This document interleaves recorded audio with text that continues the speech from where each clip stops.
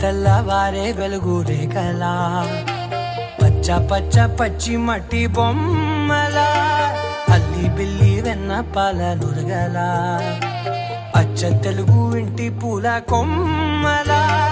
దేవదేవుడే పంపగా ఇలా దేవతే మా ఇంట అడుగే పెట్టెనంట బ్రహ్మ కళ్ళలో కాంతులే